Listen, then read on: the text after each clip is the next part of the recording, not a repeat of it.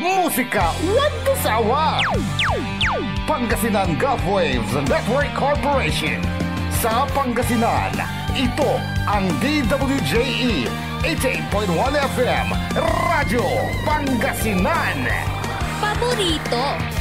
Kahit saan sulok ng Pangasinan, Paborito. ikaw ang pinag-uusapan. Paborito. Ang radyo na paborito ng bayan. Paborito. DWJE 88.1 FM ang pinapakinggan. Paborito ng kabataan at matatanda. Paborito. Paborito. Paboritong pakinggan sa bus, tricycle, jeep at mga opisina. Paborito mo, paborito ko, paborito natin lahat. DWJE 88.1 FM Radyo Pangasinan. DWJE 88.1 FM Radyo Pangasinan.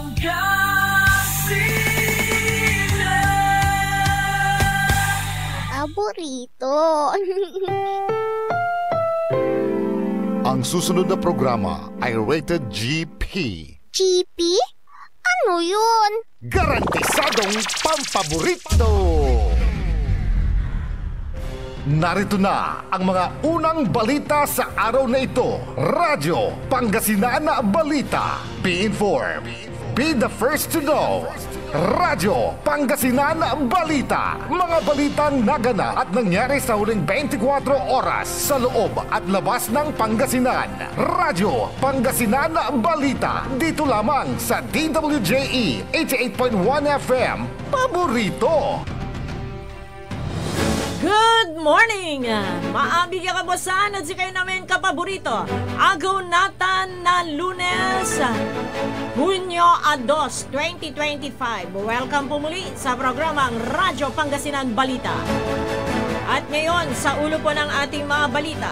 Sa ating balitang lokal, lalaki na kuryente dahil sa clip fan. Radyo Pangasinan Balita.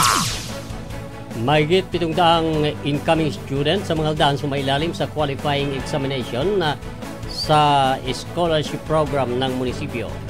Radyo Pangasinan Balita. Vice President Sara Duterte tinawanan lang ang pagkakatalaga kay PNP Chief Nicolas Torre III. Radyo Pangasinan Balita. Price guide para sa mga school supplies inilatag ng BPI.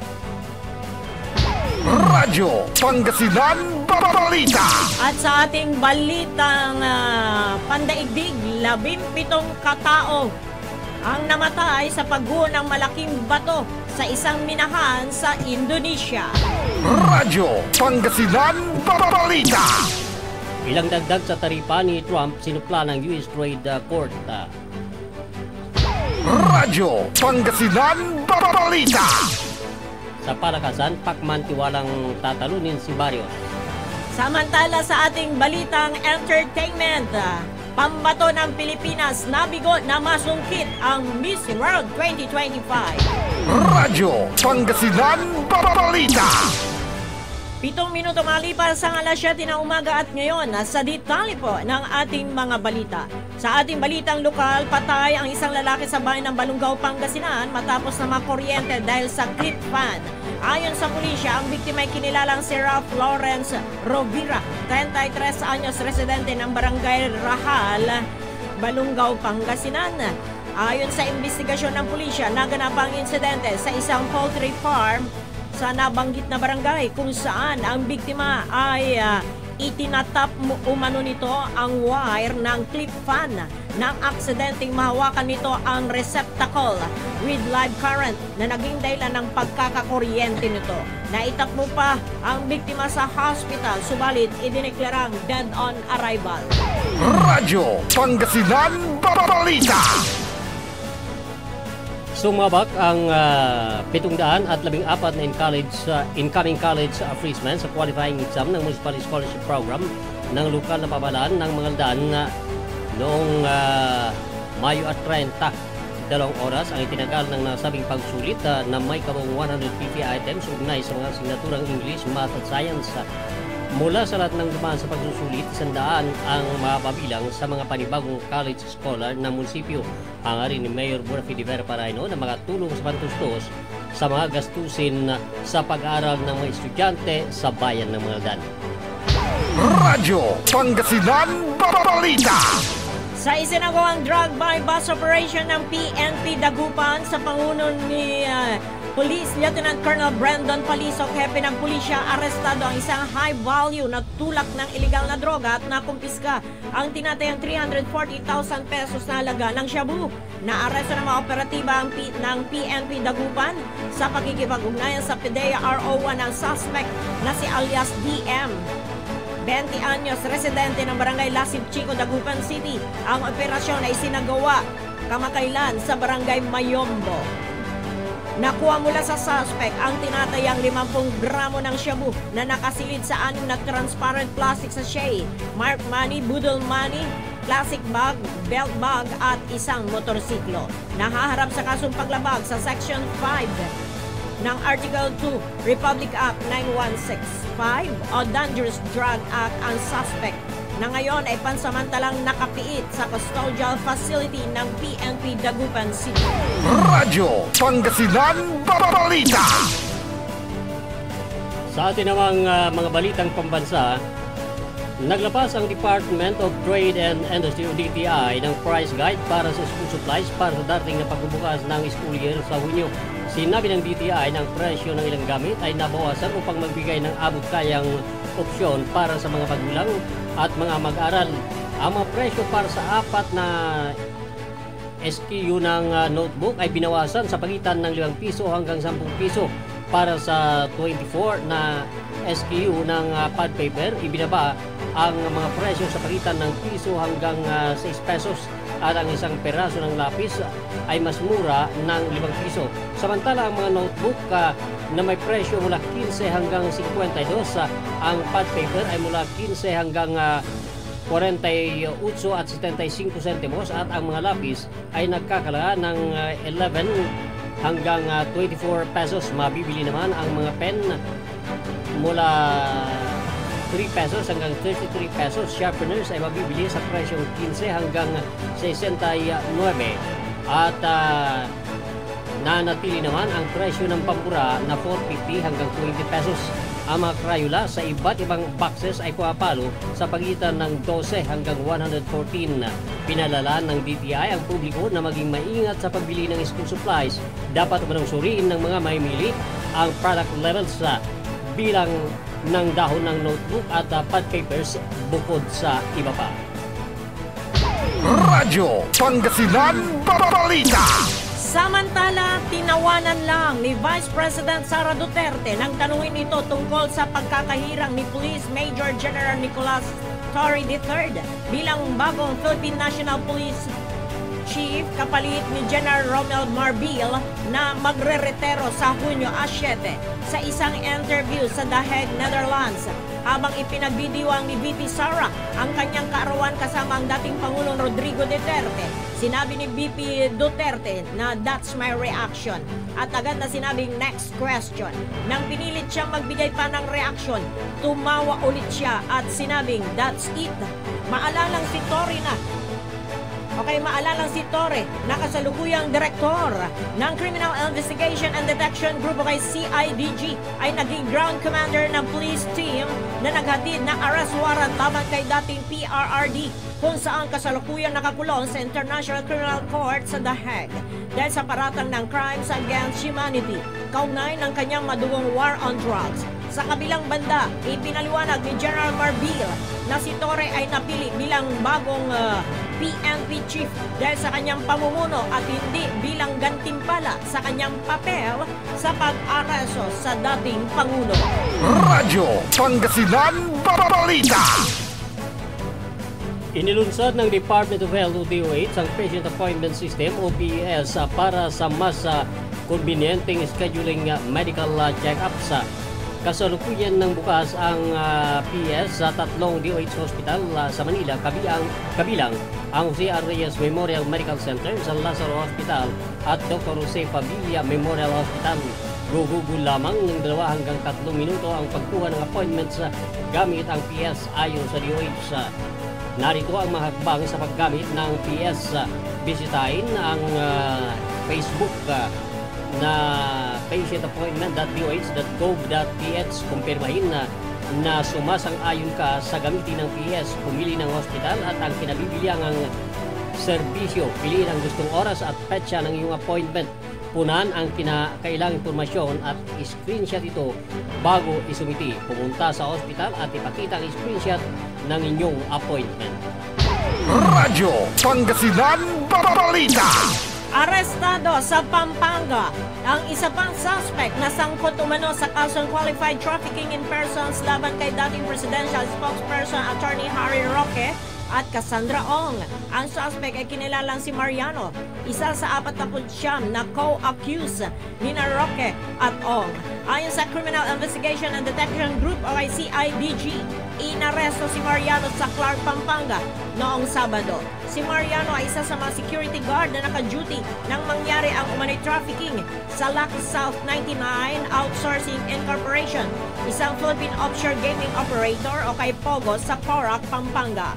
Pinayuhan ni CIDG Director Police Major General Nicolas Torre III ang iba pang mga co-accused na sumuko na dahil patuloy ang operasyon ng mga tracker teams na naghahanap sa kanila. Matatandaan na mga arrest warrant laban kay Roque, Ong at iba pang sangkot sa krimen ay inisyu ng Regional Trial Court ng Angeles City noong Mayo 15, 2024. Una rito noong Mayo 22, nahuli na rin si Marlon, isa pang co-accused sa isang entrapment operation sa Mabalacat City, Pampanga. Samantala, pinabulaanan ni Roque ang mga paratang. Sinabing hindi siya kailanman naging abogado ng anumang illegal na pogo at hindi rin siya abogado ng Lucky South 99. Ayon sa kanya, sinamahan lang niya si Ong sa isang meeting dahil akala niya ay biktima ito ng estafa. Si Roque ay kasalukuyang humingi ng asylum sa Netherlands. Radyo Pangasinan Balita. Tutulungan ng pamahalaan ng Pilipinas ang 11 Pinoy na nakulong sa Nigeria sa mga cyber terrorism and internet fraud. Sinabi ni Foreign Affairs Undersecretary Eduardo Vega nitong linggo, Hunyo 1. Nitong Sabado, iniulat na ang mga Pilipino ay kasama sa 15 dayuhan na naaresto. Kabilang dito ang 2 Chinese, isang Malaysian at isang Indonesian. Sinintensyahan ang mga ito ng 1 taong pagkabilanggo ng korte sa Lagos at pinagbumulta ng 1 million naira o $630,000 ayon kay Economic and Financial Crimes Commission EFCC spokesman Belly Oyewale.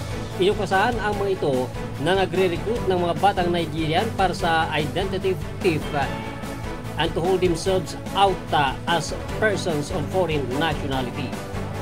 Radyo Pangasinan Balita. Pinasususpindi muna ni Pangulong Ferdinand Bongbong Marcos Jr. ang rehabilitasyon ng EDSA. Ginawa ng Pangulo ang pahayag kasabay ng paglulunsad ng Family Fare 1+3 promo sa MRT at LRT.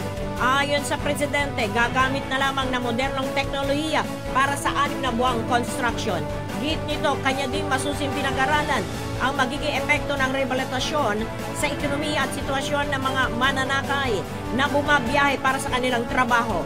Inatasan ng Presidente ang Department of Public Works and Highways, Department of Transportation, Metro Manila Development Authority at iba pang mga concert agencies na pag-aralan ang nasabing hakbang at bumuo ng mga konkretong plano para sa epektibong maipatupad ang mabilis na rehabilitasyon ng EDSA. Layon nito na mabawasan ang anumang mga inconvenience na mararanasan ng mga kababayan. Ayaw ng Pangulo na madagdagan pa ang pasakit ng mga kababayan dahil nais nito ang isang whole-of-government approach sa pagpapatupad ng epektibo at modernong paraan sa pagsasaayos ng EDSA. Binigyan din ni Transportation Secretary Vince Dizon na malinaw ang kautusan ng Presidente na pag-aralang maigi ang planong pag-rebuild ng EDSA dahil hindi katanggap-tanggap ang 2 taong kalbaryo at dusa sa traffic. Sayang na oras at oportunidad para sa mga commuter at motorista, lalo na't paparating na ang pasukan. Ayon sa kalihim, titiyakin ng DOTR na makikipagtulungan ahensya sa mga partner agencies upang matupad ang kautusan ng Presidente na pagaanin at pabilisin ang biyahe ng mga commuter at motorista. Radyo Pangasinan Balita. Inalintulan ni Vice President Sara Duterte ang kanyang papalit na impeachment trial na crucifixion o pagpapako sa krus. Matatandaan na sinabi ng Vice Presidente na gusto niyang magpatuloy ang impeachment trial dahil nais niyang dumanak ang dugo. Nakakuha ito ng iba't ibang reaksyon sa mga politiko at publiko. Idinipensa naman ni Duterte ang kanyang mga salita at sinabing maraming mga tao ang ayaw na matuloy ang kanyang impeachment. Ginit niya ang impeachment process kasi ay dahil sa political retaliation. Radyo Pangasinan Balita. Nilinaw naman ng Department of Health na walang batayan para magpatupad ng lockdown dahil sa Mpox. Dahil ang Mpox ay hindi umano isang airborne disease. Inihayag ito ng Department of Health bunsod ng kumakalat na fake news sa social media hinggil sa pagtaas ng bilang ng Mpox. Kaya magpapatupad na naman ng lockdown. Binigyang diin ng ahensya na ang mga napapaulat na mga kaso ng Mpox related ay dahil aktibo sa pag-anunsyo ang mga local government units subalit hindi matatawag na major outbreak. Kinumpirma naman ni Domingo na mahigit sa 50 kaso ang naitala noong Abril 2025 na mas mababa naman sa 50 na nakumpirma sa buwan ng Mayo. Simula 2024, umabot na sa 911 ang naitalang Mpox cases sa bansa. Inalimbawan niya na noong September 2024, mahigit na 200 kaso ang inuulat na posibleng Mpox, subalit lumabas na halos kaso pala ng chickenpox matapos makumpirmang mas mababa pa sa 20 ang Mpox cases. Mas nakakabahala umano ayon kay Health Secretary Herbosa sa naitatalang 56 to 57 kaso ng HIV kada araw. Radyo Pangasinan Balita. 21 minuto makalipas ang alas 7. Sa detalye pa rin ng ating balitang pambansa. Sa Shangri-La Dialogue sa Singapore noong Mayo 30, nagtagpo sina US Defense Secretary Peter Hegseth at Philippine Defense Secretary Gilbert Teodoro Jr.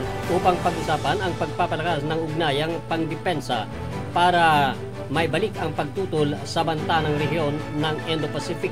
Pinilala ni Hegseth ang suporta ng US sa Pilipinas at pinuri ang tapang ng bansa laban sa agresibong hakbang ng China sa South China Sea. Ipinahayag naman ni Teodoro ang hangaring magkaroon ng matatag at pangmatagalang kapayapaan sa pamagitan ng matibay na alyansa at pagsunod sa pandaigdigang alituntunin. Binanggit din nila ang matagumpay na exercise balikatan, ang pinakamalaki at pinakamalawak na pagsasanay militar ng dalawang bansa sa pagtataas ng depensa gamit ang makabagong kagamitan ng US. Radyo Pangasinan Balita. At ngayon sa detalye po ng ating mga balitang pandaigdig, patay nang maabutan ng mga bombero ang 5 katao sa isang residential building sa Riga, Kuwait. Matapos lamunin ng apoy ang kanilang tinitirhan ayon sa Gulf States Fire Brigade nitong linggo. Ayon kay Brigadier General Mohammed Al-Gharib, tagapagsalita ng Fire Brigade, ang apoy ay sumiklab sa 2 apartment sa nasabing lugar. 3 katao ang natagpuan sa lugar ng insidente habang 2 pa ang nasawi sa kanilang mga injuries sa hospital. Maraming mga taong nasugatan at nagbigay babala si Gharib na maaring tumaas pa ang bilang na nasawi dahil sa malubha o kaya kalubhaan ng ilang kanilang mga natamong paso. Sa ngayon ay isinasagawa na ang isang investigasyon upang matukoy ang sanhi ng sunog. Radyo Pangasinan Balita. Ipinag-utos ng isang US Federal Trade Court ang pagpigil sa karamihan sa mga taripa ni dating Pangulong Donald Trump na isang malaking dagok sa kanyang trade policy. Nilalayon ng mga taripa na pilitin ang ibang bansa na makipagnegosasyon sa pamagitan ng pag-impose ng buwis sa mga inaangkat. Ngunit pinawalang bisa ito ng hukuman dahil lumabis umano si Trump sa kanyang kapangyarihan sa ilalim ng International Emergency Economic Powers Act o IEEPA. Binatikos ng White House ang desisyon bilang pakikialam ng hindi nahalal na hukom at agad na nag-apila. Ayon sa mga kritiko, iligal ang paggamit ni Trump sa kapangyarihan nito, habang ipaniliwanag naman ni Trump na kinakailangan ito para sa interes ng Amerika. Nagbabala ang mga eksperto na maaaring tumaas ang presyo ng mga produkto at magdulot ng pagtaas ng inflation dahil sa mga taripa. Radyo Pangasinan Balita. Itinanggi ng tech billionaire na si Elon Musk ang ulat ng New York Times na gumagamit umano siya ng ketamine at iba pang droga noong 2024 presidential election. Sa isang post sa Twitter, mariing itinanggi ito ni Musk na ang mga paratang laban sa kanya. Una rito, napuna ng publiko ang pasasamata ni Musk na nakita matapos ang kanyang pamamaalam bilang pinuno ng Department of Government Efficiency, isang tanggapan na binuo sa ilalim ng administrasyon ni Trump. Paliwanag ni Musk, ang pasang natamo ay dulot ng aksidenteng nasuntok siya sa mukha ng kanyang anak habang sila ay nagbibiruan. Nang tanungin naman si US President Donald Trump ukol sa umano'y regular na paggamit ng droga ni Musk, ang sagot lamang nito ay wasn't aware, pero iginit niyang pambihira ang personalidad ni Musk. Nauna na rin umamin si Musk na gumagamit ng ketamine sa ilalim ng reseta para labanan ng depresyon at sinabing nakatulong ito sa kanyang pagiging malikhain. Radyo Pangasinan Balita. 25 minuto magalipas ang alas 7. Sa detalye naman ng ating mga balita ng sports, baliwala kay dating World 8 Division Champion Manny Pacquiao ang 16 na taong tanda niya kay American welterweight king Manny Barrios. Sa kailang press conference kahapon sa Mandalay Bay sa Las Vegas, Nevada, ay kitang-kita ang pagiging kumpiyansa ng 46 anyos na si Pacquiao sa kanyang paghamon sa 30 anyos na si Barrios.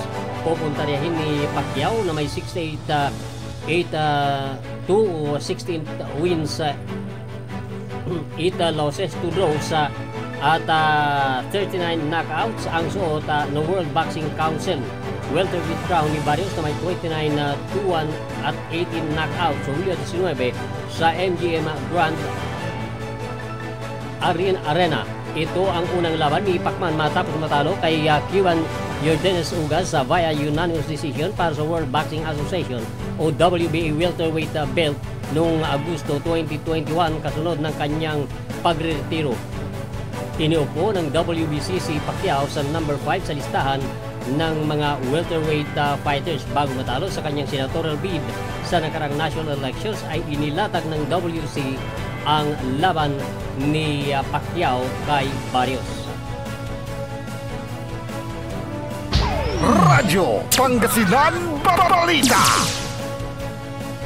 Sa ating pa ring balitang sports, na maalam na sa kontensyon sina Filipino tennis star Alex Ayala at mixer partner Renata Zarazua matapos yumuko sa second round ng French Open Doubles na ginaganap sa Paris, France. Lumasap sina Ayala at Zarazua ng masaklap na 1-6-3-6 na kabiguan sa kamay ni Olga Danilovic ng Serbia at Anastasia Potapova ng Russia. Maganda ang ilatag ni Danilovic at Potapova na may 71% win sa first serie kumpara sa 47% lamang ni Ayala at Zarazua.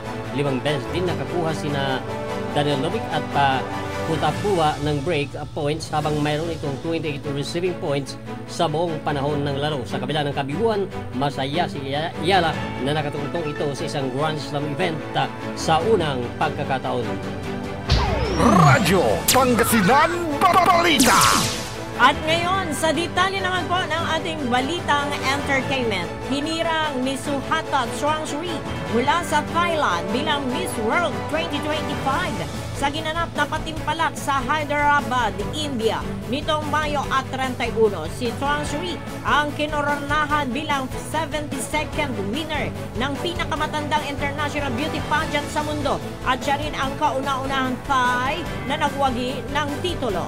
Nakalaban ng Thai Beauty Queen na ang 107 na kandidata mula sa iba't ibang bansa at teritoryo. Una rito, kinilala si Suhata sa mundo ng pageantry dahil sa nakamit nitong titulo noong Miss Universe 2024 kung saan nakuha ng Thai Beauty Queen ang third runner-up bago siya maitalaga sa Miss World Thailand 2025. Bagamat nabalot ng kontrobersya ang kanyang pagkakairang bilang Miss World Thailand 2025 dahil sa pagbabago sa Thai National Franchise para sa Miss Universe ay labis pa rin ang ipinakitang suporta ng mga pageant fans sa dalagita. Sa kabilang banda, nakamit naman ni Krishna Gravides na umabot sa top 8 ang Miss World Asia matapos unang iparangal kay Chowdhury ang titulo. Ito ang ikalawang taon na magkasunod na ginanap sa India ang Miss World Pageant. Radyo Pangasinan Balita. Bigong nasungkit ng pambato ng Pilipinas na si Krishna Gravides ang corona sa Miss World 2025 na ginanap noong May 31 sa Hyderabad, India. Natapos ang laban ni Gravides sa top 8. Nasungkit ni Krishna ang corona bilang Miss World Philippines noong July 2024 bilang kinatawan ng Baguio City. Radyo Pangasinan Balita. Magbabalik ang Radyo Pangasinan Balita makalipas ang ilang paalala. Ang puta-putang Iran Balita. Araw-araw na tayo po'y nasa Senado. Araw-araw po kaming magtatrabaho para sa kapakanan ng inyong mga anak. Ang puta-putang Iran Sunata. All I dream of is your eyes. Son, ang puta-putang Iran Impormasyon. Aya sa DWJE 88.1 FM Radyo Pangasinan. Paborito. At WellCare Diagnostic Center, your health is our priority. From routine checkups to advanced diagnostics, we provide accurate, timely results, ensuring you're always on top of your well-being. Whether you need a blood test, x-ray, or ultrasound, our state-of-the-art equipment and professional team are here for you. With a convenient location and fast results, we make healthcare easier. Message us through our WellCare Diagnostic Center Facebook page or visit us at the Mapandan Town Center for an appointment. WellCare Diagnostic Center, your health, our care. Visit WellCare Diagnostic Center, located at Mapandan Town Center, Mapandan, Pangasinan. For reliable and top-notch healthcare services, you deserve the best care. WellCare Diagnostic Center. Mare! Kabigla ka naman, Mare, ah! Grabe, gimaggana ka ah. Mari, di mo sinabi na uwi ka pala ng San Carlos. Ay, oo. Namiss ko na kasi dito ang pamilya ko. Ito na palang San Carlos ngayon. Grabe, Mare. Ang laki na ng pinagbago. Siyempre naman, Mari, alam mo ba na dito sa syudad natin, malaki na talagang pagbabago. Mula sa mga infrastruktura, nandiyan na mga konkretong daan at mga bagong pasilidad. Wow! Meron din tayong trending na ayos, kalusugan karavan na nagbibigay ng libreng serbisyong medikal. Balita na! Saka, nandyan din ang mga programang pag-agrikultura para sa ating mga magsasaka. Ay, wow! At higit sa lahat, Maria, ang pagpapanatili ng peace and order ng ating syudad. Perfect! Di lang yan, binibigyan din ng halaga ang kapakanan ng lahat ng tao at pantay na karapatan sa mga serbisyo ng gobyerno. Grabe, Mare! Ang bongga na talaga ng San Carlos. Parang ayoko na bumalik sa ibang bansa. Oo, Mare. Kung ako sa'yo, dito ka na lang sa San Carlos. Dahil sa San Carlos, tunay na subok na ang serbisyong ayos. Mayor Julia Ayoy Resuello po, kasama si Vice Mayor Jose Resbox Resuello at ang Sangguniang Panglungsod ay nandito upang umagapay at magserbisyo sa ating minamahal na syudad. San Carlos, maunlad, ligtas at maayos. Hindi ba napapansin ang inyong negosyo, mga kapaborito? Abay, magpa-advertise ka na dito sa DWJE 88.1 FM Radyo Pangasinan. We are located at the 3rd floor of Jumel Building, A.B. Fernandez East, Tagupan City. or you may contact us at 0968-444-4290 or 0956-168-4908. O bueno mga kapaborito, magpa-advertise na! Mas pinalakas, mas pinatindi, mas pakikinggan. Serving Pangasinan through music, news, and information. Ito ang DWJE 88.1 FM. Radyo Pangasinan. Jad Dagupan, walay saksakay a radio station ya iyayag na saray Dagupenyo. Jad Bunuan Binlog. Paborito. Bunuan Bukig. Paborito. Bunuan Gese. Paborito. Kalmay. Paborito. Karae. Paborito. Tanjad Karanglaan. Paborito. Aya, so 88.1 Radyo Pangasinan. Paborito ng kabataan at matatanda. Paboritong pakinggan sa bus, tricycle, jeep at mga opisina. Paborito mo, paborito ko, paborito nating lahat. DWJE 88.1 FM Radyo Pangasinan. DWJE 88.1 FM Radyo Pangasinan.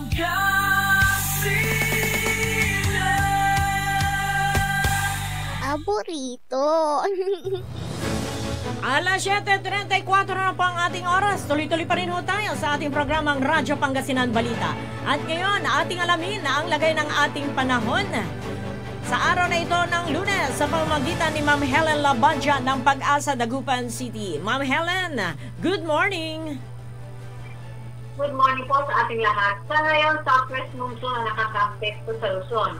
Yung Ilocos Region, Batanes, Babuyan Island, Zambales at Bataan, makakaranas po siya ng monsoon rains dahil po sa southwest monsoon.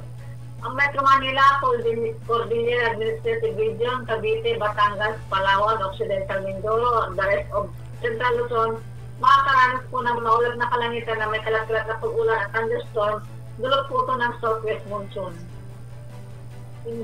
Nakakalit bahagi ng Luzon ay makakaranas ng bahagyang maulap hanggang sa malas na papawili na ma-isolated rain showers at thunderstorm, dulot po ito ng southwest monsoon din.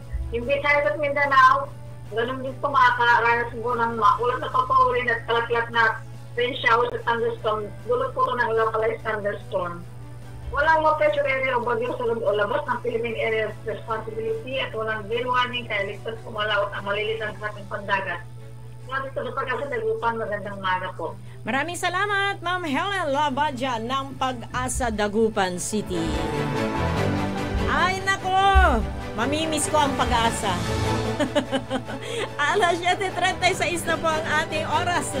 Mamimiss ko ang Pag-asa. Di balita. Ang pag-asa ng buhay. What tagkalala mga bunuan. Say Pag-asa walad bunuan. Oo. Pag-asa is anywhere. Oo.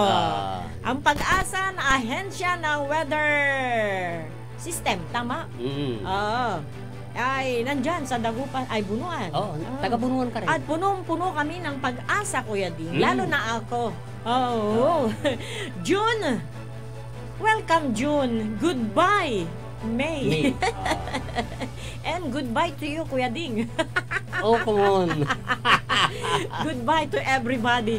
Hay, nako. Na? Happy birthday pala. Oh. Kay manager.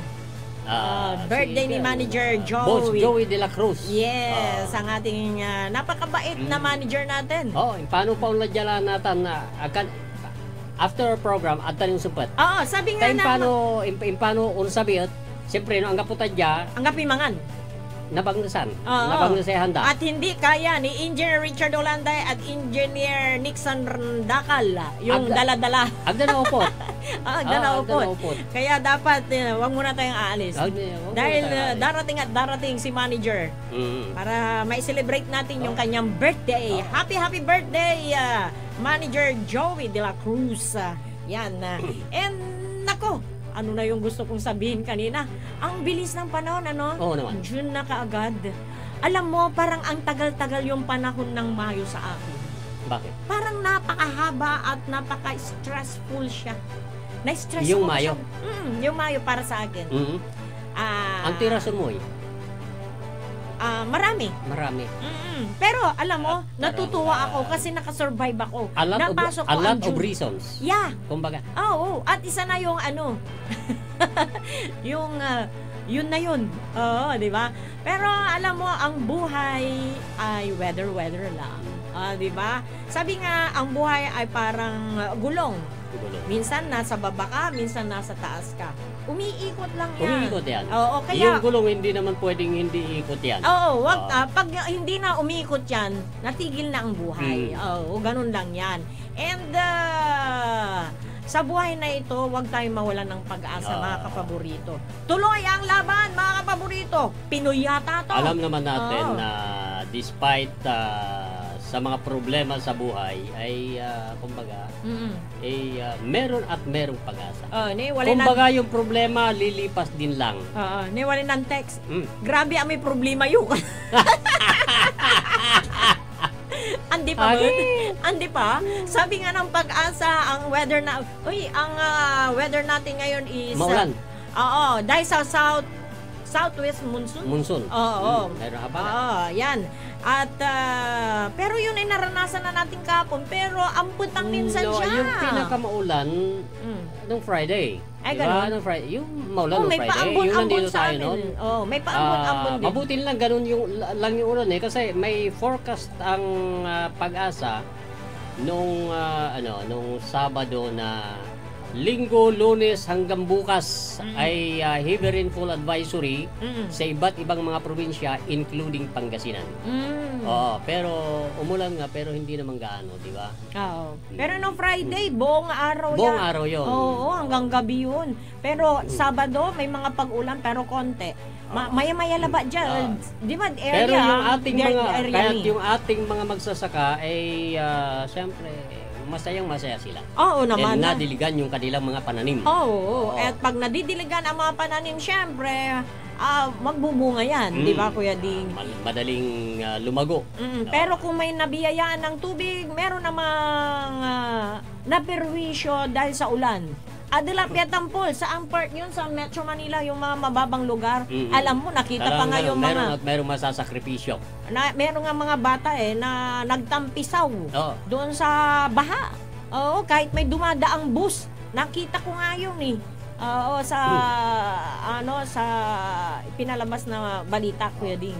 Nakakatakot Walang takot yung mga bata na maligo doon. Samantalang ang dumadaan bus, malaking bus. Din, ang isang factor doon ay parang napapabayaan din siguro ng mga magulang. Dahil kung yung magulang aware doon sa posibleng mangyari, ay hindi niya dapat payagan yung mga bata na maglaro sa ganung lugar.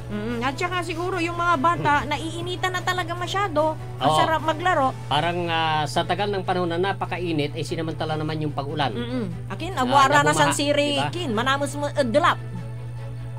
Andi si Katoy Labay Dalante. Andi si Kalanti, tutuputeng ko. Akin. Aki, amwara na san sumanamos sa delap. Siyempre, makapanamo sa kadulap, tanan sa aman, di mulapod si kami, lipusak.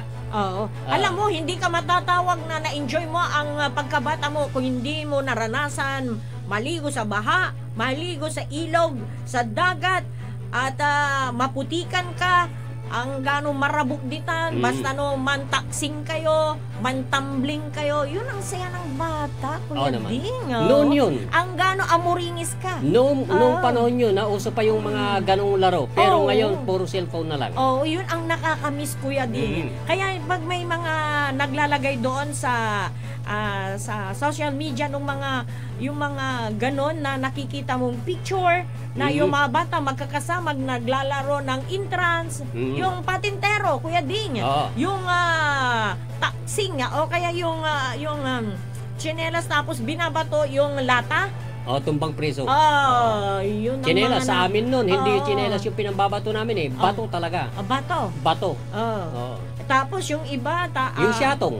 Syatong. Alam mo, ang sarap balikan yun. Kaya alam mo, yung mga pambansang palaro, yung mga regional na palaro ng mga, sa bawat eskwilahan, Yun, kaya binubuhay yun eh. Binubuhay. And speaking sa mga eskwelahan, ako, malapit na po ang opening ng klase. Tama. Kuya June 16 Ding. na. Oo, sa June 16 na po. Pero June 16 yung schedule, pero iba pala itong iba pa yung akala ko. Mayo akala pa. ko Friday, Mayo pa yung kalendaryo natin. Mamaya, ayusin mo na yan. Madali lang naman yan, Kuya Ding. Palitan Basta lang. June 16, sigurado that's Monday. And kanina dun sa balita mo, yung presyo ng mga school inilatag, supplies. Inilatag ng Department of Trade and Industry o ng DTI yung mga presyo.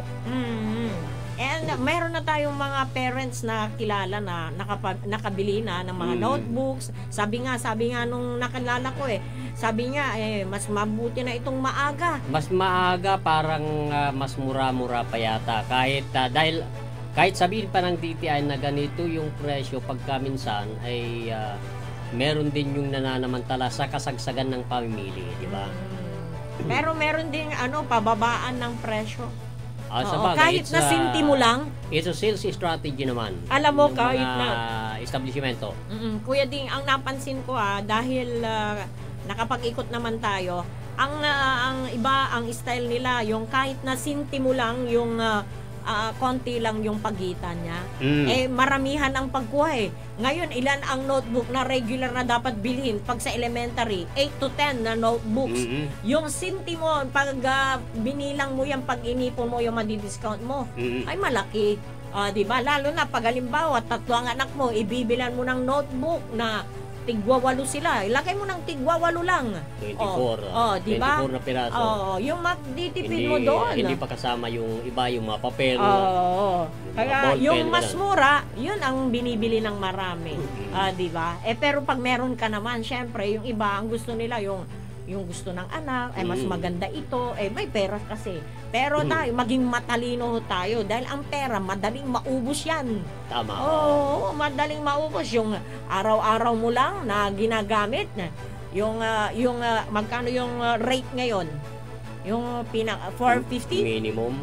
400. Parang dito sa atin is 468. Pero depende sa company yan. Yung 460, pag pumunta ka pag bumili ka ng school supplies, baka para sa isang estudyante lang yan. Paano ba yung uniform? Baka kulangin pa ka mo. Talagang kulang yun para sa isang estudyante lang. Kaya ngayon, marami ang nagiging matalino sa pagbili. And yung mga negosyante din, meron silang mga ginagawang strategy para mabenta. Merong bili ka ng 10, may libreng papel. Diba? Meron yung may giveaway. May giveaway siya. Bili ka ng isang ganitong kahon na lapis or ballpen, merong libreng isang notebook. Diba? Ganon. Pero kumbaga alam mo, para makarami ng benta. Alam mo, na ang mga magulang naman wais ngayon nanay, lalo na sa hirap ng buhay ngayon, Kuya Ding. Tama yun. Pero hindi natin kasi pwedeng sabihin sa ating mga anak na wag ka munang kumain dahil wala tayong pera. Wag ka munang mag-aral dahil wala tayong pera. Diba? Yun sa malalaki, pero sa mga maliliit siguro, hindi pwede. Excited lahat ngayon na pumasok yung mga estudyante natin.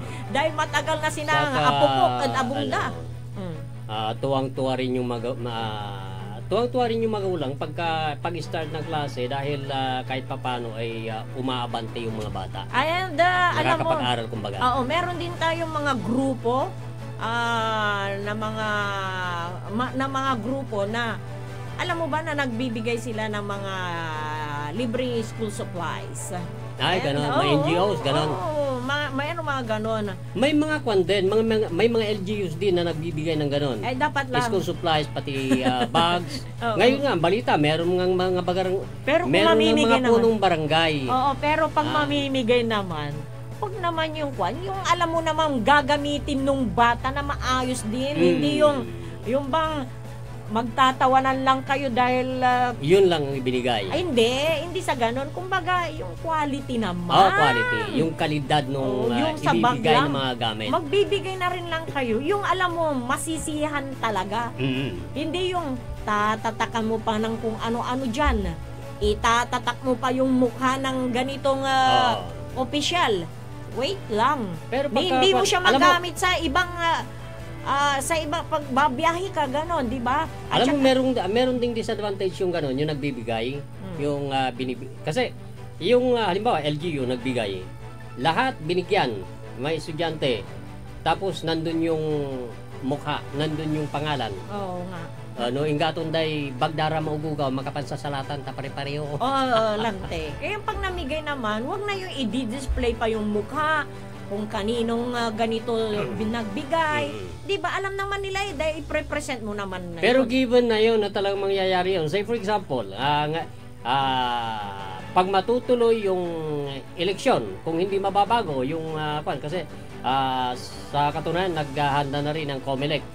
Balita natin merong mga barangay na kung saan ay naghahanda ang mga ito para tulungan yung mga batang mag-aral, magbibigay ng school supplies. Ay alam naman natin yan na that is in preparation for the barangay election, sigurado yan. Yung bag na yan magiging campaign material dahil nandun yung mukha nila, nandun yung mga pangalan. Oo, pero hindi pa sila pwedeng kasuhan dyan, kasi wala pang campaign period. Tama. Ang campaign period is mag-umpisa October 1 to 7. Oo, 1 to 7. Oo, kaya yun, kung magbibigay sila, yun ang request ko. Sana wag naman na yung tatatakan pa. Yung bang talagang kahit hindi ka pupunta sa, yung bang ma-display mo rin kahit na halimbawa, hindi lang pang school, kundi pwede mo pag halimbawa, meron kayong outing, meron kang bag na ganun ba? O kaya pag may pupuntahan ka, yun ang ibabag mo kasi very proud ka na, hindi yung patak ng ganito, di ba?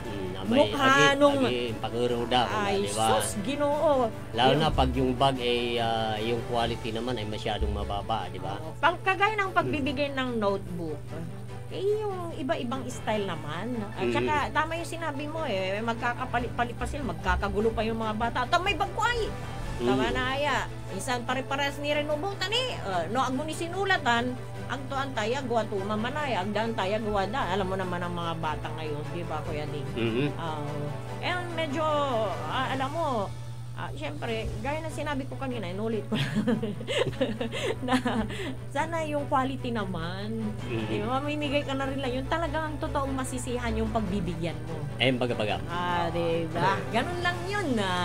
Alas 7:50 na po ang ating oras. Nako, ang bagong PNP chief natin ay si Police General. Police Major Nicolas Torre. Torre III. Siya ang kapalit ni General Marbil. Oo. Outgoing siya sa June, hanggang June 7 na lang siya. Tapos papalit na si General Torre III. And syempre, ang mga yan, Kuya Ding, iisa lang naman yung kanilang sinusumpaan. Kaya lang, may iba-ibang estratehiya yan. Kasi nakasalalay sa kanila yung kapayapaan at kaayusan ng ating bansa. Kaya doon sila magiging solido, di ba? Hindi ng kung sino paman. Basta ang mahalaga ay sa kapakanan ng taong bayan. Oo, yun. And June na ngayon, parang hindi pa ako makapaniwala na nakapasok na ang buwan ng Hulyo. Maniwala ka dahil maniwala ka dahil ang Pilipinas ay merong June 2025 Social Amelioration Program. Ano yun? Tila malaki. Parang kwanto, it's a form of ayuda pero parang bago to. Dahil sabi rito, who qualifies for the 2,000 cash aid? Babasahin ko lang The Philippine government has launched a new wave of financial relief through the June 2025 Social Amelioration Program, USAPA. As economic hardships continue to affect vulnerable communities, lalo lapukuno da kairapan na panagbilay sa inisyatibo at awalan na sa gagala yung mangiter na 2,000 pesos one-time cash aid to qualified beneficiaries. Kung sa ilabay ito ni ibaga, minsan ang labat. Siguro sa nakikintid saya ay this is per family. And let's break down who gets the assistance, how to apply, and what timeline to expect. Who is eligible for the 2000 June 2025 SAP aid? The Department of Social Welfare and Development, DSWD, is working closely with local government units So may ugnayan po ang DSWD at ng mga LGU sa tapanjaduntan at nantan sa may outline specific criteria para sa may eligibility. Beneficiaries must fall under one or more of the following categories. One or more, so at least one. At saragto so minabang at saya amelioration program ng gobyerno. Number 1, household earning less than 10,000 pesos monthly. May sa kaya household ako naabot at 10,000 kada bulan. So walan may naanap. Then senior citizens without access to pension. Solo parents with no formal employment. Informal sector workers like tricycle drivers, street vendors, and delivery drivers. Next is persons with disabilities. Dan sa may sampot is indigenous peoples o IPs in geographically isolated areas. So sikata daraman usara may ibabagan midabang at sa tay social amelioration program. Sino may sabi yon? Mismo ang Malacanang ang may kwan nito. Ang gobyerno mismo ang may plano ng ganito. Dapan dyan untal lang natulungan so sara may mairap bilay aya eligible at sa may base at sa may aman so ara may criterias. Pero plano pa lang yan. Plano pa lang yan. This June, sabi nila. Ay, ngayong this June. Oh. So June, siguro, it will start this month. It's one time, hindi naman balik-balik. Hindi naman pabalik-balik, pero depende yun sa LGU. Ang mahirap nito, say mahirap po saya, na impano na usar lamot ya at politika. Kasi atan na lang ang su isyo. Agtan na kalya isyo, ang gana anto kamanya yuda, wadtan sa may ibabagan na usar politika kesyo walay pipilian. So, come on, sinsyala wala tanya klase na sa itulong at may dapat na edad at sikaran talaga. Tanag na usar at politika. Kasama ba doon sa mga nawalan ng trabaho? May trabaho pero wala ng sahod. Kasama ba doon? Well, nung reviewan ko. I-forward ko lang si kaso, answer ko na po. Alas 7:55 na po ang ating oras. And naku, 5 minutes na lang. Ginrate natin kanina si Juan. Sir Joey, happy birthday. Birthday manaya nung TQT. Happy birthday. Happy birthday. Mr. Tito Quinto Tamayo. Mr. The famous TQT. Namimiss ko na siya. The famous TQT of the Pangasinan media.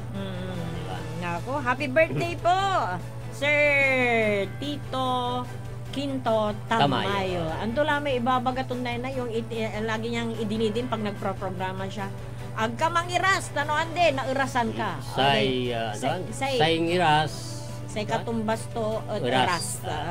Yan na. Ay, nako. Oo nga naman. Wag nagtamad-tamad ka. Huwag kang maging tamad. Diba? Kung may nawala, may pag may isinara, may mabubuksan. Imbagabagam. Diba? Oo. And mani siya kasatan. 101%. Oo. And no place like home. Tama ba? There's no place like better than home. Parang gano'n yata. English kasi. English. English. Ay nako, mga kapaborito. Yung fake news, sabi ng Department of Health, yung binabalita dyan sa yung kumakalat na balita sa social media na magkaka-lockdown dahil sa impacts. Diba? That's fake news. And alam niyo sa panahon na ito, pag panahon ng kalamidad, panahon din ng pagkakasakit. At yung normal lang naman yun na dumilitaw yung lalo na pag ganitong mainit ang panahon, di ba? Pero syempre nandyan nakaantabay at nililinaw ng Department of Health na walang lockdown na mangyayari dahil sa MPAC. So, alam mo, laging sinasabi na minsan ganito. kasi meron ding mga, because of social media, ay madaling magkalat ng fake news. Oo, kaya ito nga meron ng mga nakulong dahil sa fake news. 12 years ang kulong sa kanila. Di ba?